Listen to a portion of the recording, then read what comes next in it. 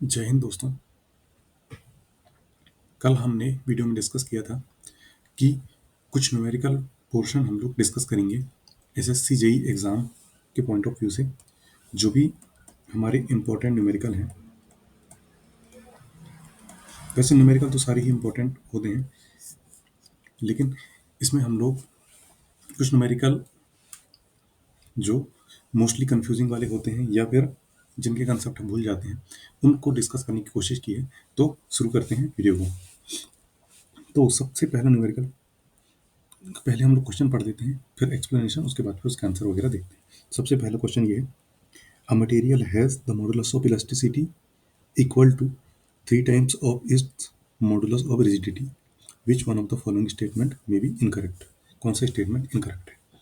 अब देखो, इस टाइप के क्वेश्चन में तो सबसे पहले हम लोगों को कुछ फार्मूले ध्यान रखना जरूरी है। जैसे कि एक फार्मूला होता है हमारा E equal to 2G 1 plus.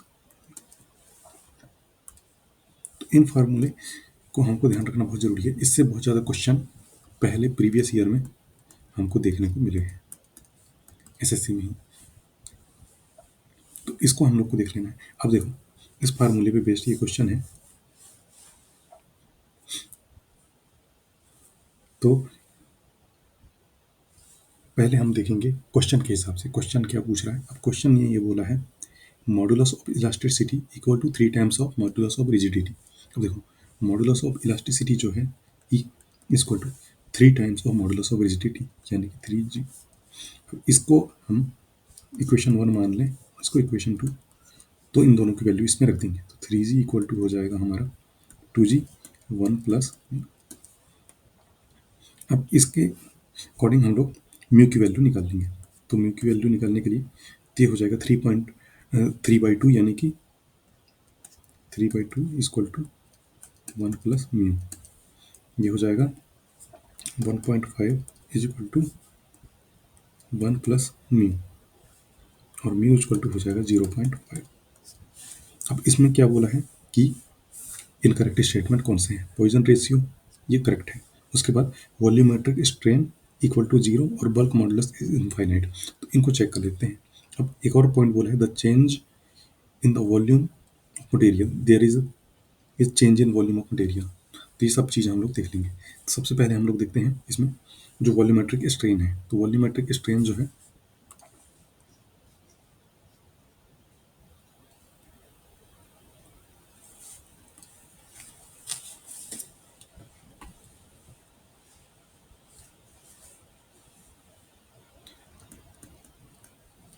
Volumetric strain equal to होता है sigma by E 1 minus 2 mu. अब ये बोल रहा है वॉल्यूमेट्रिक स्ट्रेन 0 है, तो इसमें रखेंगे हम म्यू की वैल्यू। तो म्यू की वैल्यू हम जैसे ही रखते हैं 0.5, सिग्मा बाई ई 1 माइनस 2/2, तो 1 हो जाएगा 1 1 0, तो वॉल्यूमेट्रिक स्ट्रेन हो जाएगा 0, यानी कि ये भी सही है। अब बल्क मॉडुलस, तो बल्क मॉडुलस जो है के क्या होता है, के इक्वल टू, मतलब बल्क मॉडुलस हमको के निकालना है। तो बल्क मॉडुलस जो होता है वो 1 बाय वॉल्यूमेट्रिक स्ट्रेन होता है। अब वॉल्यूमेट्रिक स्ट्रेन 0 है, तो हमारा जो के की वैल्यू हो जाएगी वो हो जाएगी इनफाइनाइट। तो स्टेटमेंट सही है, ये स्टेटमेंट सही है। There is change in volume of the material, ये वो स्टेटमेंट हो जाएगा हमारा गलत। अब आते हैं सेकंड क्वेश्चन पे। सेकंड क्वेश्चन हमारा ये है, इन अ sedimentation tank, the surface overflow rate is 0.4 mm per second and settling velocity of discrete particle of diameter d is 0.1 mm per second. But if the size of particle is increased to d, keeping other factor constant, then find the percent removal of particle. तो देखो, सबसे पहले इसमें जो जो चीज़ दिया है वो चीज़ हम लोग देख लेते हैं। इससे पहले कंसेप्ट है, इसको हम लोग देख लेते हैं। तो we know from Stokes law settling velocity formula क्या होता है, वी एस इक्वल टू होता है G D square G minus 1 में 18 न्यू। ये होता है स्टोक्स लॉ का फार्मूला। अब जिसमें वी एस क्या है, हमारी सेटलिंग वेलोसिटी, ये सेटलिंग वेलोसिटी हो गया। उसके बाद जी हो गया acceleration due to gravity, acceleration due to gravity ये हो गया। उसके बाद स्पेसिफिक ग्रेविटी ये वाली जी हो गई। उसके बाद फिर काइनेमेटिक विस्कोसिटी हो गया हमारा न्यू, ये काइनेमेटिक विस्कोसिटी हो गया। तो न्यू इक्वल टू होता है म्यू बाय रो। उसके बाद फिर वेयर म्यूज डायनामिक, ये डायनामिक वेलोसिटी हो गया और ये हो जाता है डेंसिटी ऑफ फ्लूइड, है ना। अब एफिशिएंसी जो देखा जाए तो एफिशिएंसी क्या होता है कि एफिशिएंसी होता है सेटलिंग वेलोसिटी अपॉन में सरफेस ओवरफ्लो रेट, इनका जो रेशियो होता है वो होता है हमारा एफिशिएंसी होता है। अब आते हैं क्वेश्चन के ऊपर। ये चीज़ें कंसेप्ट जो है हम लोगों ने सेटिंग वेलोसिटी का समझ लिया। इन्वायरमेंट इंजीनियरिंग में ज़्यादा फार्मूले नहीं हैं, कुछ ही फार्मूले हैं जिनसे क्वेश्चन बनते हैं, जिसमें से एक फार्मूला ये हो गया, इससे बहुत सारे क्वेश्चन बन जाते हैं। अब देखो हमको क्या कह दिया है, हमको सबसे पहले दिया सरफेस ओवरफ्लो रेट, तो वी नॉट कितना दिया है 0.4 mm पर सेकेंड। उसके बाद फिर settling velocity of a discrete particle of diameter D, तो डायमीटर जो डिस्क्रीट पार्टिकल का डायमीटर d1 का है वो d है, और इसकी जो सेटलिंग वेलोसिटी है वो दिया हुआ है 0.1 mm पर सेकेंड।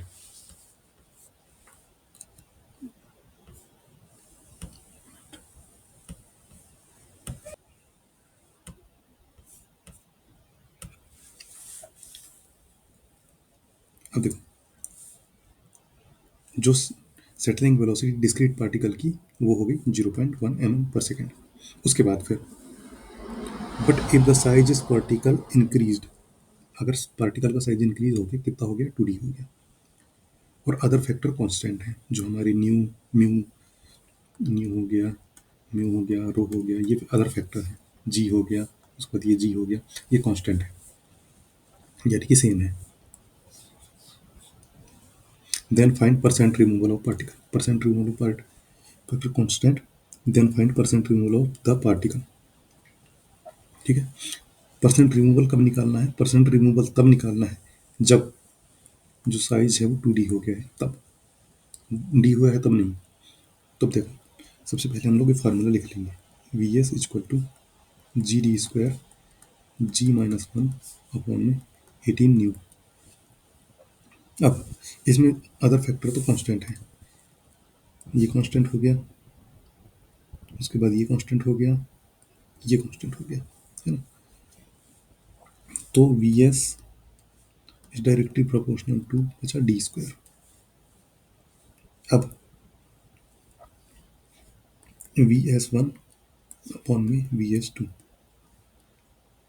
बराबर डी वन का स्क्वायर अपॉन में डी टू का स्क्वायर, सीधा सीधा रिलेशन बना सकते हैं। अब देखो डी वन की वैल्यू तो डी ही है, डी स्क्वायर हो गया, लेकिन डी टू की वैल्यू क्या है 2d, तो 2d का स्क्वायर, तो ये हो जाएगा डी स्क्वायर अपॉन में 4d का स्क्वायर। तो वी एस वन अपॉन में वी एस टू बराबर 1/4, ये वैल्यू आ गई। अब इसके बाद यहाँ तक, अब ये जो वैल्यू है इससे अब हम लोग वी एस वन की वैल्यू देखो, वी एस वन जो है ये हमको दिया हुआ था 0.1 mm पर सेकेंड, तो यहाँ से हम लोग वी एस टू की वैल्यू निकाल लेंगे। तो वी एस टू की वैल्यू क्या हो जाएगी, V S one into 4 is equal to V S two, ये क्या लाएगी। अब वी एस वन की वैल्यू क्या है 0.1 into 4 is equal to V S two, तो वी एस टू की वैल्यू हो जाएगी 0.4 पर वी एस टू। अब देखो अब हमको क्या निकालना था, परसेंट रिमूवल ऑफ पार्टिकल कब निकालना था, जब 2d डायमीटर हो जाए। 2d डायमीटर जब हो गया तो settling velocity V S two हो गई, तो efficiency is equal to V S two upon में वी नॉट जो ओवरफ्लो रेट है, तो ये है 0.4, और जो ओवरफ्लो रेट है वो भी 0.4 है इंटू 100, तो ये आ जाएगा 100%, ये हो जाएगा इसका आंसर 100%। अब आते हैं नेक्स्ट क्वेश्चन पे। नेक्स्ट क्वेश्चन हमारा ये है A 3-degree curve is situated on a ruling gradient of 1 into 50 on a broad gauge stack. What should be the actual ruling gradient considering the grade compensation of curve? तो question के हिसाब से हमको क्या क्या दिया हुआ है, जो सबसे पहले डिग्री ऑफ कर्व कितना दिया है, 3 डिग्री। उसके बाद फिर रूलिंग ग्रेडियंट, जो रूलिंग ग्रेडियंट है वो कितना दिया है, 1/250। एक्चुअल रूलिंग ग्रेडियंट निकालना है और ग्रेड कंपनसेशन को हम लोगों को कंसीडर करना है। तो ग्रेड कंपनसेशन जो ब्रॉड गेज के लिए होता है वो होता है 0.04 पर degree of curve.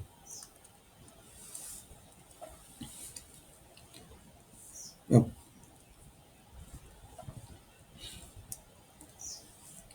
Grade compensation जो है, ग्रेड कंपनसेशन हम लोग निकाल लेते हैं, ये हो जाएगा 0.04 और पर डिग्री यानी 3 डिग्री के लिए कितना हो जाएगा, 12 हो जाएगा, है ना। तो 0.12% पर डिग्री ऑफ कर्व परसेंट में थे ये जो चीज़ें लिखी हुई है। अब उसके बाद फिर जो रूलिंग ग्रेडियंट है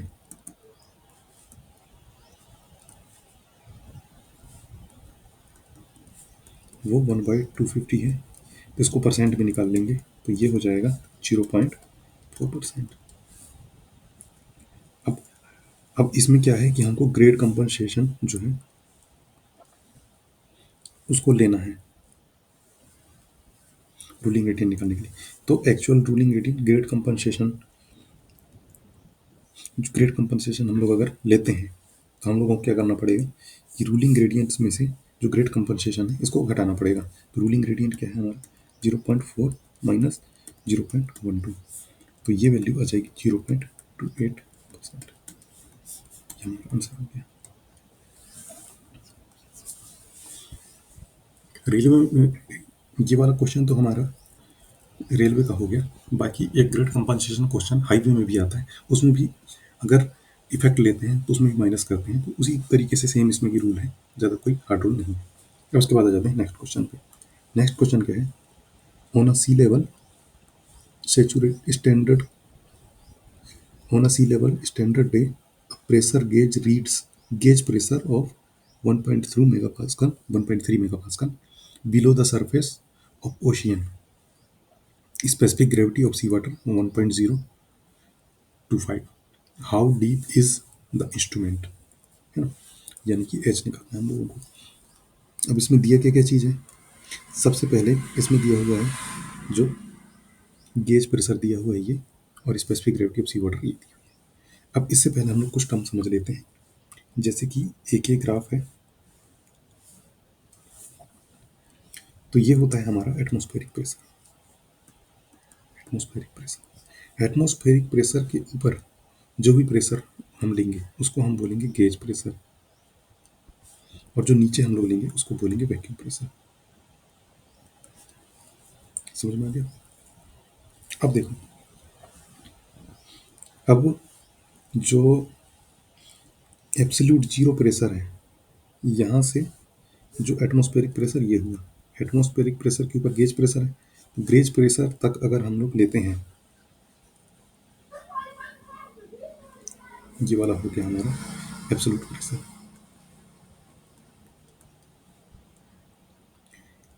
तो अगर एब्सोल्यूट प्रेशर हमको यहाँ पे निकालना है तो एटमॉस्फेरिक प्रेशर प्लस गेज, और एब्सोल्यूट प्रेशर जैसे कि यहाँ पे हम लोग ले रहे थे वैक्यूम को, यहाँ पे निकालना है तो हमको क्या करना पड़ेगा, atmospheric pressure minus vacuum pressure.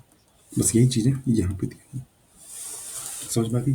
अब हाइड्रोस्टैटिक प्रेशर जो है कोई भी डेप्थ में है तो उसके लिए फार्मूला होता है equal to gamma into H कह लें, या फिर रोजी एच बोल दें। ये एक फार्मूला होता है हाइड्रोस्टैटिक प्रेशर निकालने का कोई भी डेप्थ पे। अब क्वेश्चन के हिसाब से जिसमें टर्म हम लोग देख लेते हैं, अगर गामा लेते हैं तो गामा यूनिट वेट होता है, और रो अगर लेते हैं तो डेंसिटी ऑफ लिक्विड होता है, और जी एक्सीलरेशन ड्यू टू ग्रेविटी, और एच क्या है, depth of location measured from water surface.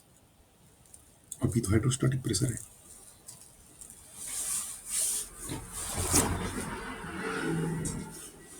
अब क्वेश्चन के हिसाब से हमको क्या क्या दिया है, हमको गेज प्रेशर दिया है 1.3 MPa। अब सबसे पहले जो मेगा पास्कल, इसको पास्कल में कन्वर्ट कर लेंगे, 1.3 इंटू 10⁶ पास्कल। उसके बाद डेंसिटी ऑफ सी वाटर कितना दिया हुआ है, 1.025, और कोई यूनिट नहीं दी है इसकी। यूनिट इसकी पर मीटर की यूनिट नहीं दी है, यूनिट इनको देना चाहिए था, तो उससे क्या है कि एक बेटर अंडरस्टैंडिंग रहती। तो ये हम लोगों ने लिख लिया। अब इसके बाद फिर डायरेक्ट हम लोग फार्मूला लगा देंगे, P equal to rho G H का।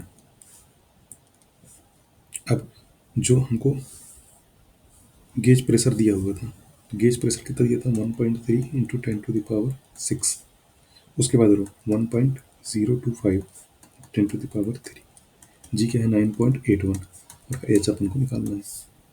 इस तरीके का क्वेश्चन अगर एसएससी में आता है तो हम लोग को नियर ऑप्शन देखना है। अगर नियर ऑप्शन हमको दिख जाता है तो हम लोग उसको सॉल्व कर लेंगे। अगर नियर ऑप्शन नहीं दिखता है तो हम लोग को इन क्वेश्चन में नहीं फंसना है, इस क्वेश्चन को करना है लास्ट में, ध्यान रखो, क्योंकि इसका आंसर आने में बहुत टाइम लगेगा और ये हमारे बहुत टाइम बर्बाद कर सकता है।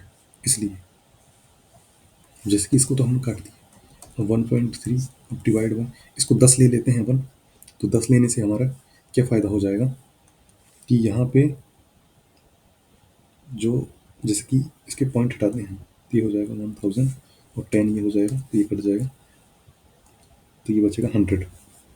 तो 1.3 डिवाइड बाय 1025 इंटू 100, और इसके पॉइंट हटाएंगे तो ये हो जाएगा 10, तो 130 डिवाइड बाई 0,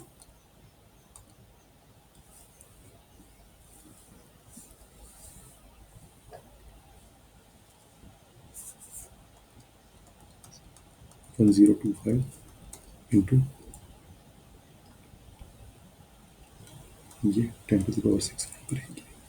तो इस तरीके से, क्योंकि इसको डिवाइड करने में काफ़ी ज़्यादा टाइम लग जाएगा, तो इस चीज़ को सोच के और उसी हिसाब से हम लोगों को कैलकुलेशन करना है। तो इस तरीके के हार्ड क्वेश्चन हमको नहीं फंसना है, इन चीज़ को भी हम समझते चलिए। अब आ जाते हैं एक और क्वेश्चन पे। एक और क्वेश्चन हमारा ये है, a fill having volume 15,000 metre cube, it is to be constructed at a void ratio 0.5। The borrow pit solid has void ratio, the volume of soil require in metres excavated from borrow pit. इस तरीके के question soil के ये भी आ जाते हैं, soil के कुछ क्वेश्चन फंसाने वाले भी आते हैं, तो हमको उन क्वेश्चन को समझते हुए चलना है कि किन क्वेश्चनों को करना है, किन क्वेश्चनों को नहीं करना है। अब हम लोगों को क्या क्या दिया हुआ है, देखो सबसे पहले हमको दिया हुआ है फिल का वॉल्यूम। फिल का वॉल्यूम कितना दिया हुआ है, 15,000 मीटर की। उसके बाद वॉइड रेशियो कितना दिया है, 0.5। उसके बाद हमको बोरोपिट का वॉइड रेशियो दिया है 1.5, लेकिन वॉल्यूम नहीं दिया, वॉल्यूम हमको फाइंड करना है।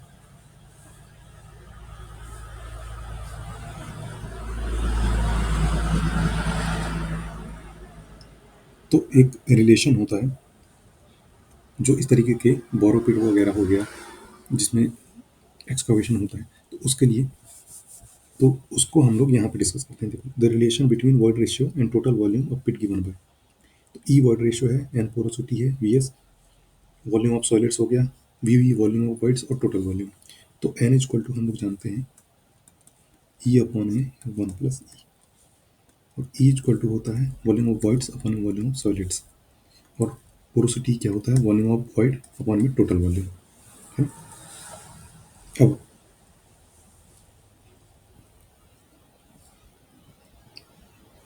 हम क्या करेंगे, ई अपॉन में 1 plus E is equal to कर देंगे वॉल्यूम ऑफ वॉइड अपॉन में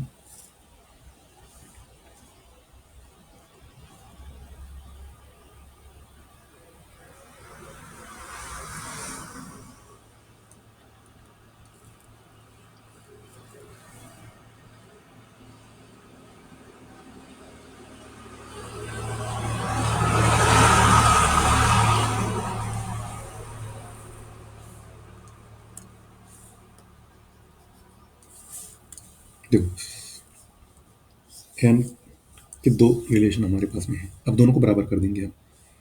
ई equal to one plus E is equal to हो जाएगा वॉल्यूम ऑफ वॉइड्स अपॉन में टोटल वॉल्यूम। अब जो वॉल्यूम ऑफ वॉइड्स है, इसको यहाँ से हम कैसे लिख सकते हैं, ई अपॉन में वॉल्यूम ऑफ सॉलिड अपॉन में टोटल वॉल्यूम, ये लिख दिया हम लोगों ने। अब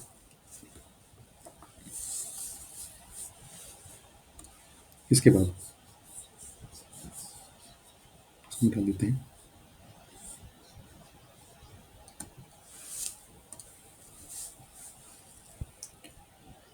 ई अपॉन में one plus E is equal to E volume of solid upon में टोटल वॉल्यूम, किया गया हमारे पास।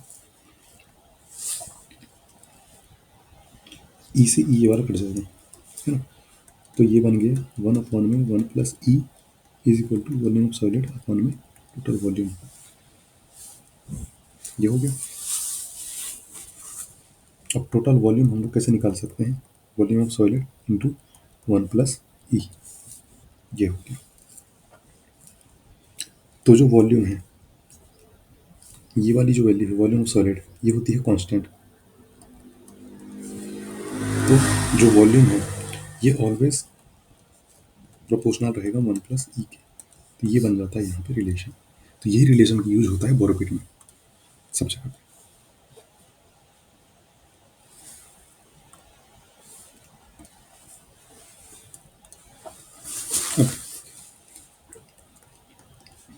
अब वन प्लस ई और b equal to one plus e, ये हो गया हमारे पास दो इक्वेशन। दो इक्वेशन में हमारे पास कौन कौन से, पहले तो हम लोग ले लेंगे जो हमारा जो फिल का वॉल्यूम है, तो फिल की जो जो चीज़ें हमको दी हुई हैं वो सारी चीज़ें हम लोग लिख लेंगे। उसके बाद बोरोपिट की लिख लेंगे। बोरोपिट में क्या हमारे पास नहीं है, वॉल्यूम नहीं है, तो जो फिल है volume fill equal to one plus E F, ये हो गया। और यहाँ पे बोरोपिट का हो जाएगा ई बी। अब वन प्लस 0.5 ये हमको दिया हुआ है, ये वाली वैल्यू, और 1.5 ये वाली वैल्यू, वन प्लस 1.5 ये वाली वैल्यू। और ये जो वाली हो गई वॉल्यूम ऑफ फिल, ये भी हमको दिया हुआ है, ये कितना दिया हुआ है, 15,000। तो 15,000 ये हो गया, 1.5 ये हो गया, 2.5 ये हो गया, बटे में हो गया हमारा वॉल्यूम ऑफ बोरोपिट।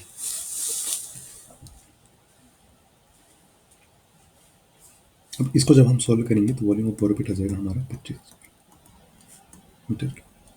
ये हो गया हमारा आंसर। तो इस तरीके के जो क्वेश्चन आ जाते हैं कभी कभार, इनको हमको तुरंत कर लेना। लेकिन इससे पहले वाला जो क्वेश्चन था उसमें क्या कैलकुलेशन में टाइम लगता, तो उस कैलकुलेशन को देखते हुए और हमारे पास अगर टाइम नहीं है हमको आगे बढ़ जाना है। अब जाते हैं नेक्स्ट क्वेश्चन पे।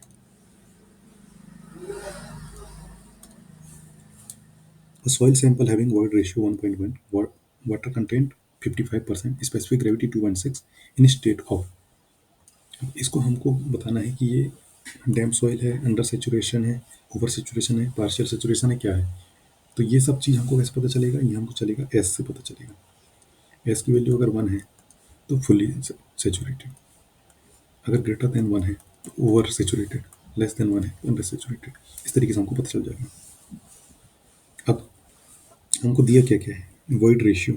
वॉइड रेशियो यानी कि हमको ई दिया हुआ है, वाटर कंटेंट यानी डब्ल्यू, ये कितना दिया है, 55% दिया हुआ है यानी 0.55। स्पेसिफिक ग्रेविटी जी, ये हमको कितना दिया हुआ है, 2.6 दिया।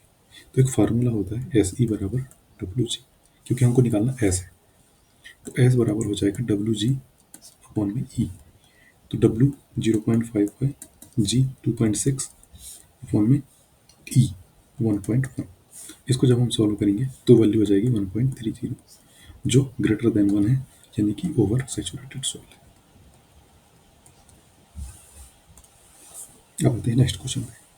नेक्स्ट क्वेश्चन हमारा ये है, linear strain along X Y and Z direction in an object with homogeneous material are given as 0.05, 0.10, 0.10 respectively.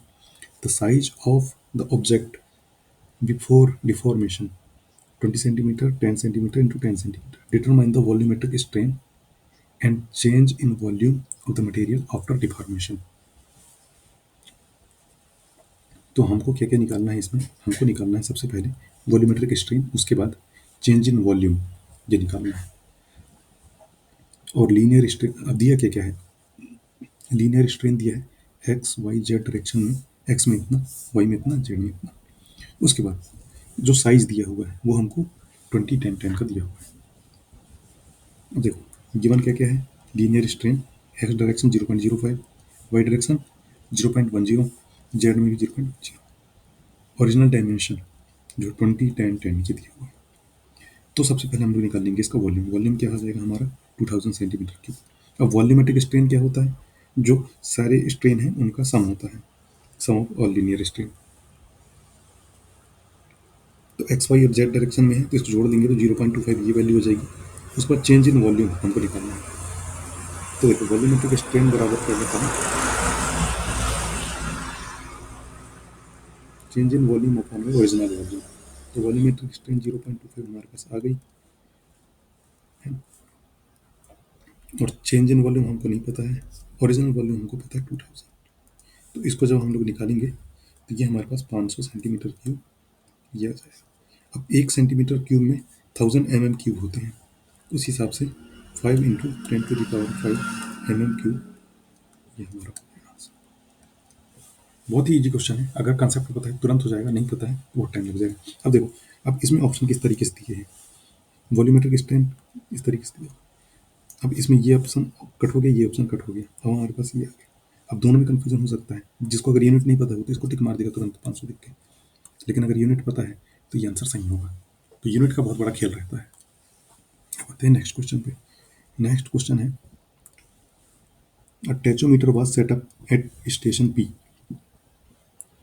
And observation were taken on a staff held at Q. Observation लिए हैं जहाँ पे staff Q पे है। The vertical circle reading will be 0। The reading were 1.980, 1.660, 1.340 metre. Find the distance P Q. The instrument multiplying and additive constant were 100 and 0.5 respectively।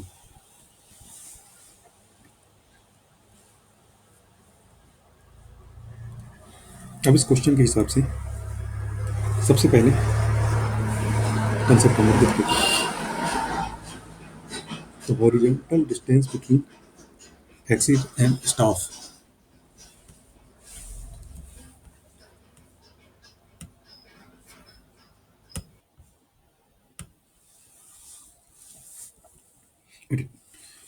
The horizontal distance between axis and staff ये होता है हमारा d equal to के S plus सी, जिसमें जो k होता है हमारा वो मल्टीप्लाइंग कांस्टेंट होता है,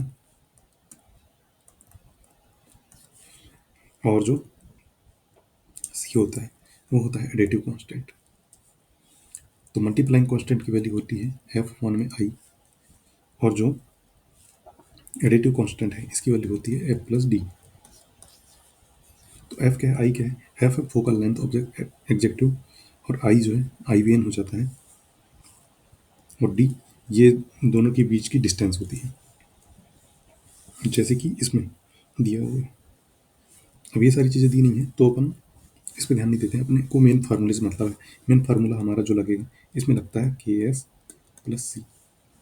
अब देखो अब दिया क्या क्या है हमको, हमको सबसे पहले दिया हुआ है यहाँ पे मल्टीप्लाइंग एंड एडिटिव कांस्टेंट। तो मल्टीप्लाइंग कांस्टेंट दिया हुआ है हमको 100, एडिटिव कांस्टेंट दिया हुआ हमको 0.5।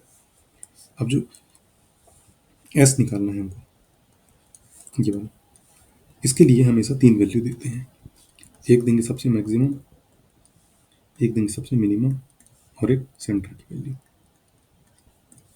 ये 3 वैल्यू रहती है। तो मैक्सिमम वैल्यू जो है 1.980, और जो मिनिमम वैल्यू है 1.340, इन दोनों का जो डिफरेंस होता है वही होता है एस। तो हमारा निकल के आ गया 0.64। तो इसके हिसाब से 100 इंटू 0.64 प्लस 0.5, तो ये हमारा हो गया 64.5। ये हमारा आंसर हो गया। अब आते हैं नेक्स्ट क्वेश्चन पे। नेक्स्ट क्वेश्चन हमारा ये है, a typical ice peak in a polar region has its peak above the sea level, but a large part of flowing beneath of sea. Consider the peak of ice block whose 5 meter portion is above the sea level. Determine the height of block below the sea. यानी कि बोला गया है एक block है जिसमें 5 metre ऊपर तक वो दिख रहा है और नीचे एच हाइट तक हुआ है, जिसमें एच काफ़ी ज़्यादा हाइट है। ये चीज़ इन्होंने बताया है। अब ये दो चीज़ दिया हुआ है, जो स्पेसिफिक ग्रेविटी आइस की इतनी दे रखा है और सी वाटर की इतनी दे रखा है। अब जो आइस और आइस वाटर वाला जो क्वेश्चन रहता है, इसमें एक ही फार्मूला रखता है, रो जी वी। इनको हमको बराबर करना रहता है। अब जो आइस का है उसको वाटर के बराबर करना है, बस हो गया। अब जैसे कि रो ऑफ वाटर कितना दिया हुआ है हमको, 1.028। उसके बाद जी ऑफ वाटर, जी और वी को हम लोग जो ये इसको हम लोग इस तरीके से भी लिख सकते हैं, एच इंटू ए, रो एच इंटू ए। जी और वी नहीं दिया हुआ है तो वॉल्यूम और फिर स्पेसिफिक ग्रेविटी अगर नहीं दी है तो इस तरीके से भी लिखा जा सकता है। तो 1.028 इंटू एच इंटू ए, ये हमको नहीं पता। और इसमें क्या है, 0.9 है जो आइस की स्पेसिफिक ग्रेविटी, इंटू जो हाइट है एच प्लस 5, ये हो गया, और ए यहाँ पे ए से ए कट जाए क्योंकि एरिया बराबर है, एरिया कम नहीं है। इसको तो 1.028 ये हुआ अपॉन में 0.9, और ये हो जाएगा एच प्लस 5 बाई एच। तो एच की वैल्यू यहाँ से निकाल के आ जाएगी 35.16। देखो अगेन ये क्वेश्चन इस तरीके का क्वेश्चन है क्योंकि इसमें जो कैलकुलेशन है वो थोड़ा हार्ड है, और हमारे पास अगर 1 मिनट बचे तो हम ये कैलकुलेशन नहीं करेंगे, भले क्वेश्चन हमको बन रहा है। हम उन क्वेश्चनों पे जाएंगे जो इजी क्वेश्चन है, सबसे पहले वही क्वेश्चन को अटैम्प्ट करेंगे, और वो क्वेश्चन अटैम्प्ट करने से हमको क्या है, मार्क्स ज़्यादा गेन होंगे। तो इन चीज़ को हमको समझना है और समझते हुए चलना है। अगर हम लोग इस तरीके से चलेंगे तो मार्क्स अच्छे खासे गेन कर लेंगे। उसके बाद आ जाते हैं लास्ट क्वेश्चन पे। तो लास्ट क्वेश्चन हमारा ये है, the velocity component of two dimensional plane motion of fluid constant density r. The velocity component of two-dimensional plane motion of a fluid with constant density r, u की equation ये दी हुई है, v की equation ये दी हुई है, which of the following is the correct statement. Statement क्या क्या है, the fluid is incompressible and flow is unsteady. Fluid incompressible, fluid steady. Fluid is compressible, fluid unsteady, compressible, steady. अब इसको हमको थोड़ा समझना जरूरी है। कंटिन्यूटी इक्वेशन जो होता है वो होता है डी पी अपन में डी टी, उसके बाद डी रो म्यू अपन में d x, d rho v upon में डी एक्स, डी रो डब्ल्यू अपन में डी जेड बराबर 0। ये इक्वेशन अगर सेटिस्फाई हो रही है तो वो हो जाता है हमारा कंटिन्यूटी इक्वेशन, जिसमें यू वी डब्ल्यू ये कंपोनेंट होते हैं वेलोसिटी के, और एक्स वाई जेड जो है वो डायरेक्शन को दर्शाते हैं। समझ में आ गया। अगर फ्लो स्टडी है तो D P by D T ये 0 होना चाहिए, ये वाला फर्स्ट वाला पोर्सन, ये पोर्सन 0 होना चाहिए, तो फ्लो हमारी स्टडी हो जाएगा। अब ये अगर 0 है तो इन तीनों की वैल्यू हमारी 0 होनी चाहिए,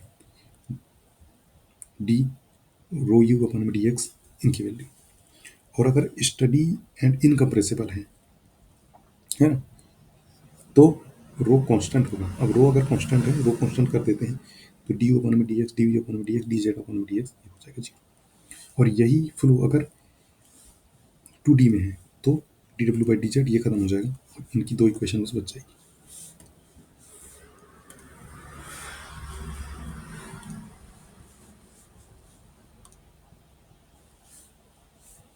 अब हमारा जो इक्वेशन है इसमें साफ साफ लिखा हुआ है टू डायमेंशनल प्लेन, तो टू डायमेंशनल प्लेन हमारा है। अब fluid is compressible, compressible, compressible की इनकम्प्रेसिबल क्या है। तो सबसे पहले हम लोग देखेंगे कि, और फिर स्टेडी अनस्टेडी ये चीज़ें देखनी है। अब u और v की इक्वेशन दी हुई है, as per continuity equation D U D X और डी वी डी एक्स अगर 0 हो जा रहा है, यानी कि हमारा जो फ्लो है वो कौन सा फ्लो हो जाएगा, हमारा वो फ्लो हो जाएगा हमारा इनकम्प्रेसिबल फ्लो। तो सबसे पहले जैसे ही हम इसमें वैल्यू रखते हैं, इसका हमको डिफ्रेंशिएशन करना पड़ेगा। तो D U by D X plus D V by D Y. अब इस 2x minus x square Y, जब इसका हम लोग डिफ्रेंशिएशन करेंगे तो x का 1 हो जाता है 2, और जो स्क्वायर रहता है वो नीचे आ जाता है, तो 2x ये हो गया, अब प्लस जो ये इसका है तो एक्स स्क्वायर वाई है, तो इसका हो जाएगा 2xy, और जो y है इसका हो जाएगा -2। अब ये पूरे टर्म कट जा रहे हैं तो आ गया वैल्यू 0, यानी कि हमारा जो ये फ्लो है